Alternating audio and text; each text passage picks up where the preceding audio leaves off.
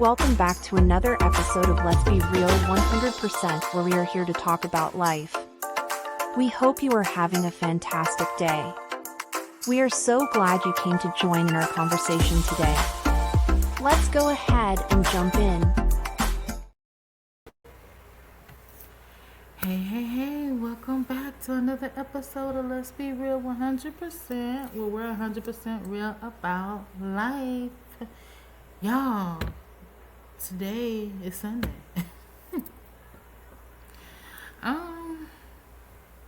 Today was a good day. First of all, I was told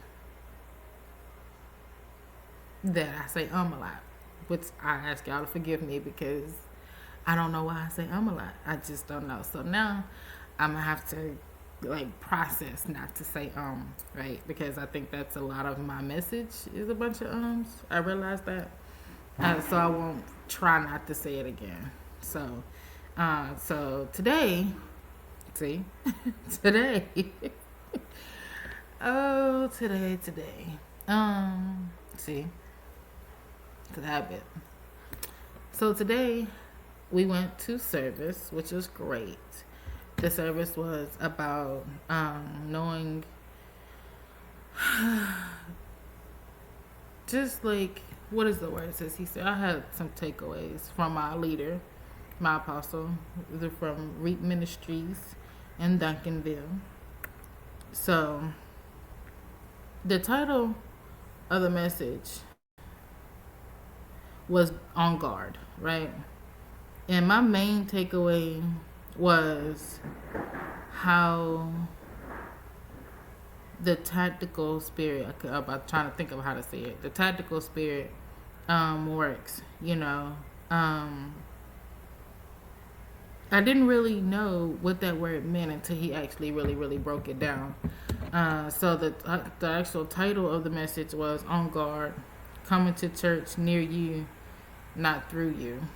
So I don't know. It was a good word. I will not touch what he touched because it was a lot. I actually really learned a lot on how that spirit worked and how he maneuvers through people. And I found myself in a lot of the message. So definitely going to be working on that. So I was hoping that you were able to go to a service this morning and what do you call it? Learn something. Where are you going? I hope you went to a service and learned something today. Able to get encouragement from a body of believers. Sorry. A body of believers. Okay. So, because, I feel like the church, like I said, is a gas station. Sorry, my mouth is dry. The church is like a gas station and like a hospital. Because we do need that. We do need others. Secondly, what I learned was the importance of a testimony. I learned that. I kind of got, I ain't gonna say rebuked, but kind of got convicted because in the service we were asked if, somebody had a testimony. Nobody stood up. And I felt it in me to stand up, but I was kind of afraid in a way. I don't know why I was afraid, because it was family. I don't know. But I was a little nervous. But what I learned was what the importance of it is about. It's not to preach a sermon. It's not to, I don't know, make people scream, shout, holler. I don't know. And if it does, hey,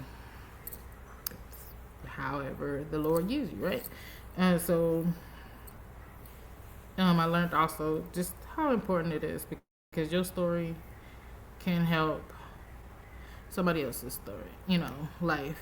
And I know that, but yeah, I just, I guess being used to not doing it for so long, for me personally, because there is testimony service everywhere. I just, me personally, haven't really just got up and said, hey, this is what the Lord has done, or, you know, this is what's happening in my life. So I really haven't done it. But knowing that it's a real importance of it, you know, because you never know what your neighbor that's sitting next to you or whoever's in the atmosphere of your words, you don't know how your words or your testimony can help them, right? So I really didn't know that. I mean, I did, but then, yeah, I'm still walking. I'm still walking it out. And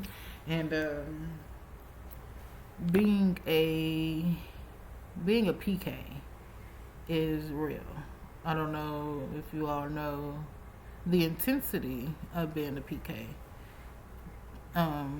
Knowing that we were in church 7 days a week, like all the time. If only thing we were not doing when we were in church was school. If we were at home, there was a prayer meeting. If we went to service, of course, we're having service or meeting. Whether if it was a prayer service, was it a shut-in or a meeting, you know, it was something. It was always something going on in the church or at somebody's house. It was always something, you know. And as a PK, you kind of get bored of it, I guess. So I'm guessing that's what me and a couple of all of my siblings, I would say, got bored of it, you know, because we tended, once we got out of the household, it was like,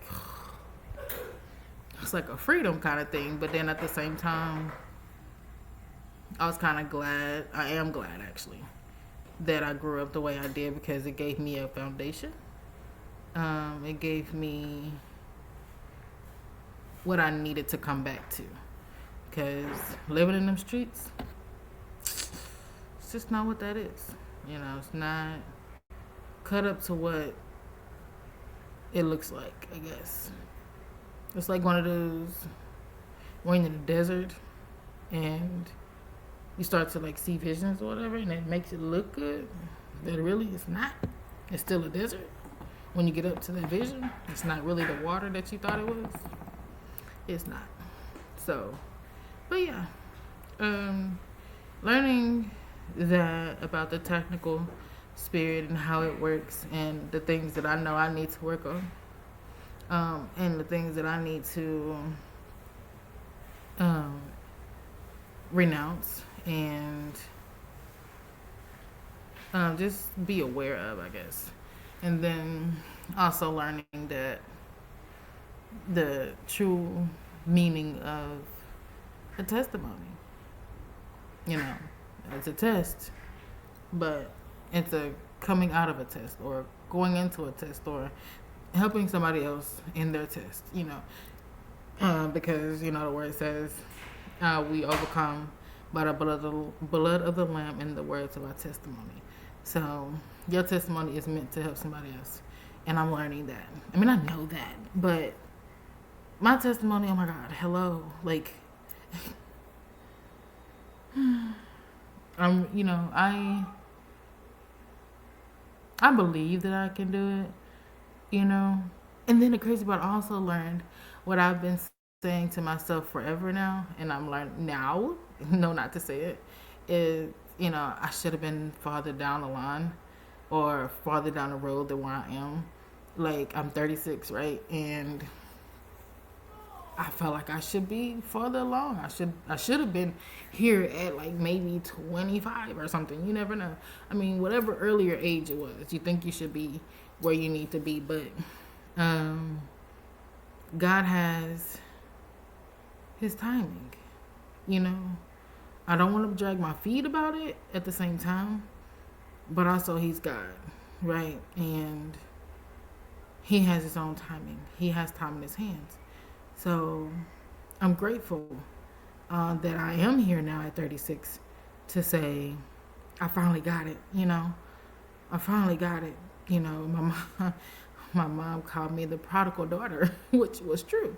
I am definitely a prodigal daughter. Like, I didn't take her money or nothing like that, but I definitely took um, a lot more. I feel like what I did, what I ran from, was worth more than coins.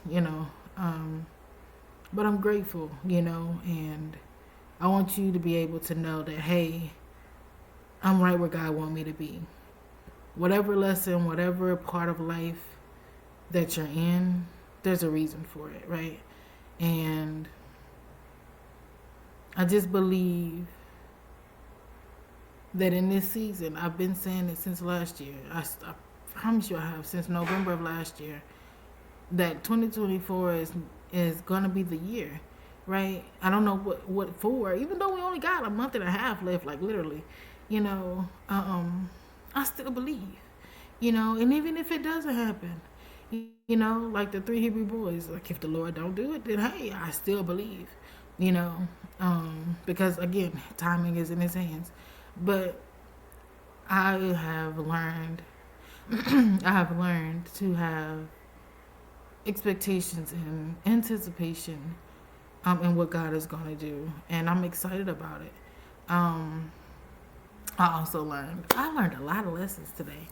And the crazy part, she didn't know this, but I was talking to my mom, and she was, talking about the butterfly, and I was like, in my head, I'm like, wow, okay, I'm not gonna get into that story yet, but she was, talking about the butterfly, and I was just like, Lord, okay, like I know you in my business, right? I know you're here because it's been a while since I've talked about the butterfly, but it's been, But anyways, that's another story for another time. Anyway, it's just the lessons that I learned today, and I wanted to give it to you. Like, I don't want to hold it to myself. So about this technical spirit, I wanted you to take away. I wanted you to take away from it just being aware, being on guard of that spirit. He came from for 2 Peter 3:10-17, and then he was identifying the narcissistic spirit in the church. You know, we always compare narcissistic to like relationships and stuff. People acting narcissistic or whatever. But you can be narcissistic and don't even know it. So you really have to be careful with it. So I would like for you, because I am going to take my leader's advice and always be a Berean and go study for myself, because it's a spirit. Like, I don't want to go before God and be like, miss that spirit. Like, no, I'm good. I need all of that. Narcissistic, manipulator, all of that.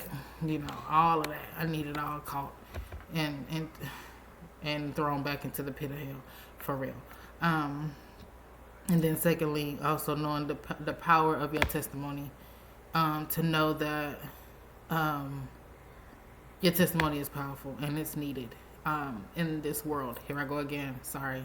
It's definitely needed in this world. So also know that you are where God wants you to be. Right? So don't try to rush it. Don't try to make something happen. Because if we try to do it, y'all know we're going to mess it up, right? We always do. So with that being said, take all of that. And again, I hope that you were able to find and go to church, get amongst believers, and get what you need to make it through the week. Also to continue in prayer every day of the week, because the way the world is going at this point, yeah, we need it, right? We definitely need it. So also just come to God, like I always end. Come to God, because it is way past time. It is a time where we need God. We have to trust God. There's no other way that we have to be, that we could be, is to trust God. and to come to God and give our lives to Him. Whether you're young, old, and newborn, whatever stage of your life, you need God. You're not waking up by yourself. You're not moving around. You're not watching this by yourself. Like God has your beautiful brown eyes, or whatever color your eyes is, blue, brown, hazel, whatever your color of your eyes are. He's giving you that ability, right? He's graced us. He's given us mercy. These things we can't do on our own. We can't live on our own, So come to God. Give your life back to Him. Because I promise you, it's going to be the best thing in your life that you did. Because look at your life. Is it where you need to be? Is it where you want it to be? Are the choices that you made got you where you are today? Are they good? But if we give our lives to God and we trust Him, we won't have to worry and stress about a whole lot of things, because we know He's a good Father, right? So get to know God. Come to Him and just give Him a try. If you want to try everything at least one time, try this, and I promise you, you will not change your mind. You will not regret it, because I have not regretted it yet, not once in the last couple of years that I've been truly giving my life to God. So, all right, you guys, that's just another encouraging video from me, and I hope that you enjoy the rest of your Sunday, and I will come back and talk to you guys later. Bye. We hope that you enjoyed this conversation. Remember to come to God. It's time. This will be the best decision you will make in your life. Also remember that I am not you, you are not me, but we can be real together. Come back and join in our